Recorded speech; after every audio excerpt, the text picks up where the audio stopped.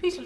Thank you, Madam Deputy Speaker. I will try and keep my remarks brief. Could I start by congratulating the honourable member for Glasgow East on his many fine, in addition to managing to do his many fine contributions today and still managing to find time to pass his own bill. This is an area of personal interest to me, to be honest. I made a terrible choice 20 years ago to go into politics. Most of my family are scientists. My grandfather was Professor Sir Robert Boyd, who's often described as the father of British space science.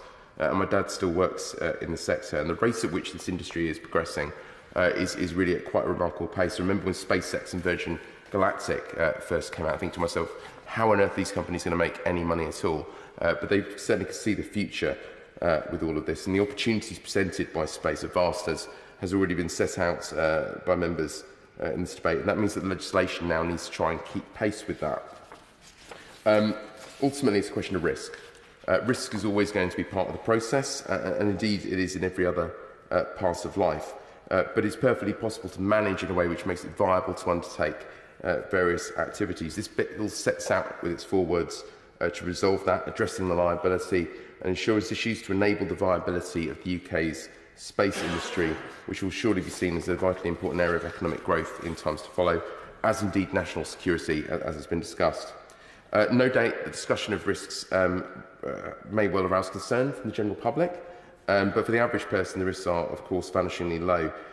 Most objects sent up into space are far too small to survive re-entry, so even with the huge growth in satellites, which frankly pose a far greater risk to each other now through what's known as Kessler syndrome, when one sort of knocks into another and it sets up a cascade which destroys all the satellites in low Earth orbit and just becomes a completely unusable space.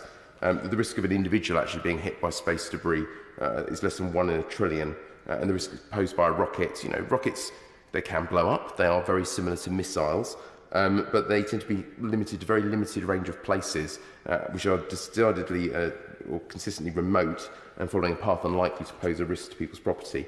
As an industry, they have to have an approach to risk, but from an individual perspective, we should not in any way be worried. And as was highlighted, the Civil Aviation Authority plays a significant role in that, and the Civil Aviation Authority happens to be based within my constituency, doing considerably fine work on this area in addition to general aviation. The bill manages these risks well. It's a vital part of how we deliver for the UK an economy of the future, and I'm delighted to support it.